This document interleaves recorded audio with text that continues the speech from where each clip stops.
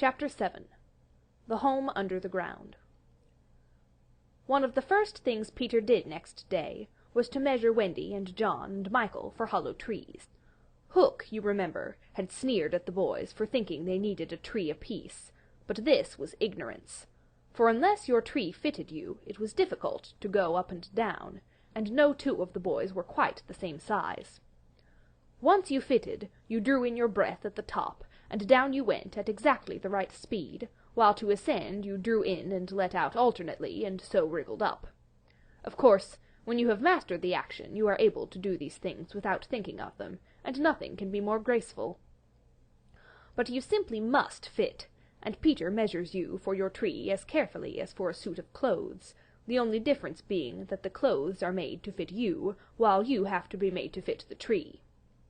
Usually it is done quite easily, as by your wearing too many garments or too few, but if you are bumpy in awkward places, or the only available tree is an odd shape, Peter does some things to you, and after that you fit. Once you fit, great care must be taken to go on fitting, and this, as Wendy was to discover to her delight, keeps a whole family in perfect condition. Wendy and Michael fitted their trees at the first try, but John had to be altered a little.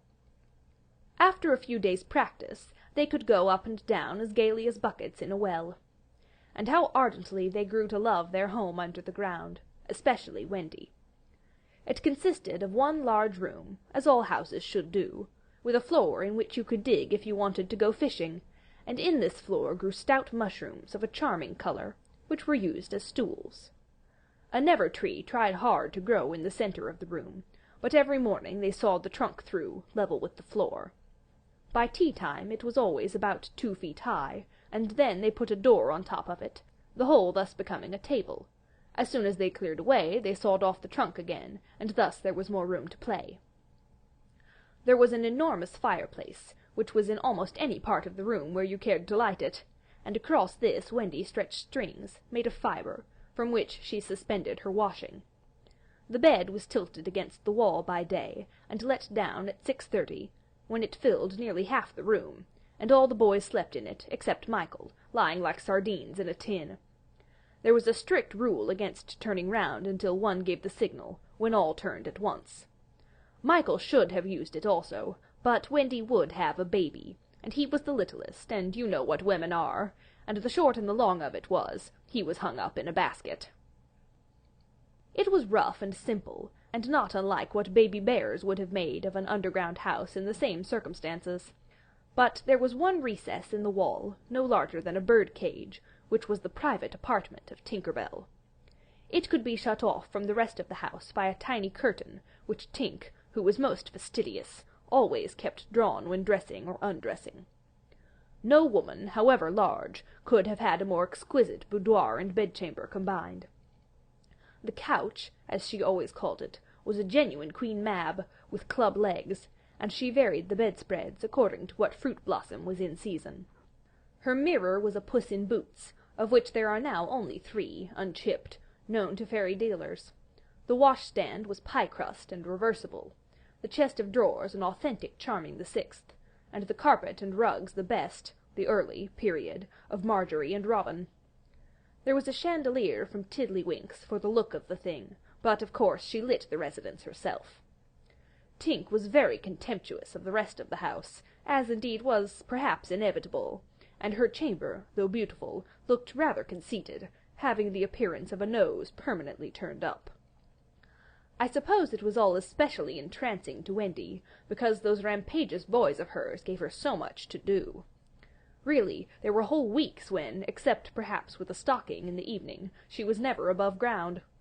The cooking, I can tell you, kept her nose to the pot, and even if there was nothing in it, even if there was no pot, she had to keep watching that it came a-boil just the same. You never exactly knew whether there would be a real meal or just a make-believe. It all depended upon Peter's whim. He could eat, really eat, if it was part of a game, but he could not stodge just to feel stodgy, which is what most children like better than anything else, the next best thing being to talk about it. Make-believe was so real to him that during a meal of it you could see him getting rounder. Of course it was trying, but you simply had to follow his lead, and if you could prove to him that you were getting loose for your tree, he let you stodge. Wendy's favourite time for sewing and darning was after they had all gone to bed. Then, as she expressed it, she had a breathing time for herself, and she occupied it in making new things for them, and putting double pieces on the knees, for they were almost frightfully hard on their knees.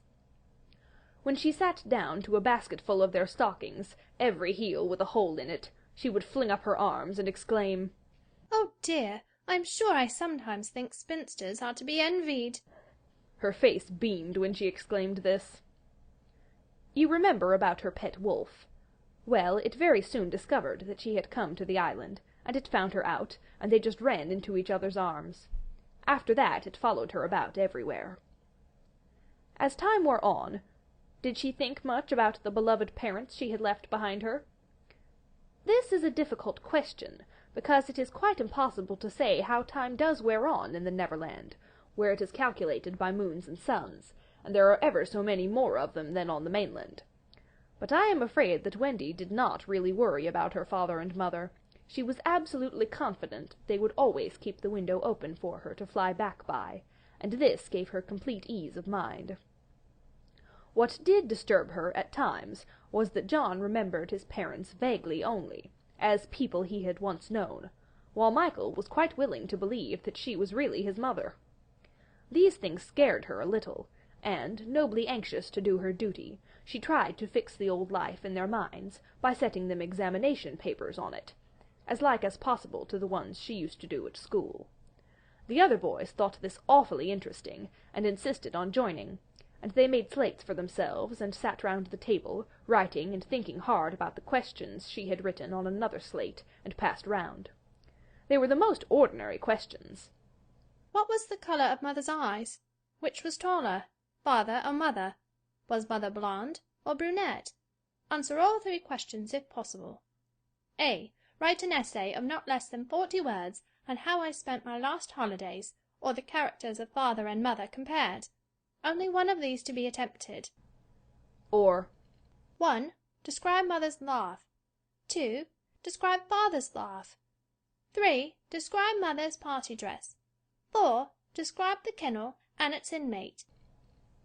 They were just everyday questions like these, and when you could not answer them you were told to make a cross, and it was really dreadful what a number of crosses even John made. Of course, the only boy who replied to every question was Slightly, and no one could have been more hopeful of coming out first, but his answers were perfectly ridiculous, and he really came out last, a melancholy thing. Peter did not compete. For one thing, he despised all mothers except Wendy, and for another, he was the only boy on the island who could neither write nor spell, not the smallest word. He was above all that sort of thing. By the way, the questions were all written in the past tense. What was the colour of mother's eyes, and so on. Wendy, you see, had been forgetting too.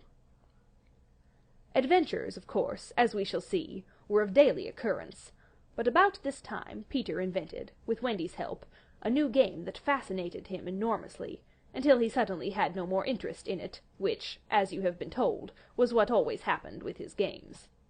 It consisted in pretending not to have adventures, in doing the sort of thing John and Michael had been doing all their lives, sitting on stools, flinging balls in the air, pushing each other, going out for walks, and coming back without having killed so much as a grizzly. To see Peter doing nothing on a stool was a great sight. He could not help looking solemn at such times. To sit still seemed to him such a comic thing to do. He boasted that he had gone walking for the good of his health. For several suns these were the most novel of all adventures to him, and John and Michael had to pretend to be delighted also, otherwise he would have treated them severely. He often went out alone, and when he came back you were never absolutely certain whether he had had an adventure or not. He might have forgotten it so completely that he said nothing about it, and then when you went out you found the body, and then, on the other hand, he might say a great deal about it, and yet you could not find the body. Sometimes he came home with his head bandaged, and then Wendy cooed over him and bathed it in lukewarm water, while he told a dazzling tale. But she was never quite sure, you know. There were, however, many adventures which she knew to be true because she was in them herself, and there were still more that were at least partly true, for the other boys were in them and said they were wholly true. To describe them all would require a book as large as an English-Latin, Latin-English dictionary, and the most we can do is to give one as a specimen of an average hour on the island. The difficulty is which one to choose. Should we take the brush with the Redskins at Slightly Gulch? It was a sanguinary affair, and especially interesting as showing one of Peter's peculiarities, which was that in the middle of a fight he would suddenly change sides. At the Gulch, when victory was still in the balance, sometimes leaning this way and sometimes that, he called out, "I'm a Redskin today. What are you, Tootles?" And Tootles answered, "Redskin, what are you, Nibs?" And Nibs said, "Redskin, what are you, Twin?" And so on, and they were all Redskins, and of course this would have ended the fight, had not the real Redskins, fascinated by Peter's methods, agreed to be Lost Boys for that once, and so at it they all went again, more fiercely than ever. The extraordinary upshot of this adventure was... But we have not decided yet that this is the adventure we are to narrate. Perhaps a better one would be the night attack by the Redskins on the house under the ground, when several of them stuck in the hollow trees and had to be pulled out like corks. Or we might tell how Peter saved Tiger Lily's life in the Mermaid's Lagoon, and so made her his ally. Or we could tell of that cake the pirates cooked, so that the boys might eat it and perish, and how they placed it in one cunning spot after another, but always Wendy snatched it from the hands of her children, so that in time it lost its succulence, and became as hard as a stone, and was used as a missile, and Hook fell over it in the dark. Or suppose we could tell of the birds that were Peter's friends, particularly of the Never bird, that built in a tree overhanging the lagoon, and how the nest fell into the water, and still the bird sat on her eggs, and Peter gave orders that she was not to be disturbed. That is a pretty story, and the end shows how grateful a bird can be, but if we tell it we must also tell the whole adventure of the lagoon, which would of course be telling two adventures rather than just one. A shorter adventure, and quite as exciting, was Tinker Bell's attempt, with the help of some street fairies, to have the sleeping Wendy conveyed on a great floating leaf to the mainland. Fortunately the leaf gave way, and Wendy woke, thinking it was bath time, and swam back. Or again, we might choose Peter's defiance of the lions, when he drew a circle round him on the ground with an arrow, and dared them to cross it, and though he waited for hours, with the other boys and Wendy looking on breathlessly from trees, not one of them dared to accept his challenge. Which of these adventures shall we choose? The best way will be to toss for it. I have tossed, and the lagoon has won. This almost makes one wish that the Gulch or the cake or Tink's leaf had won. Of course, I could do it again, and make it best out of 3. However, perhaps it is fairest to stick to the lagoon.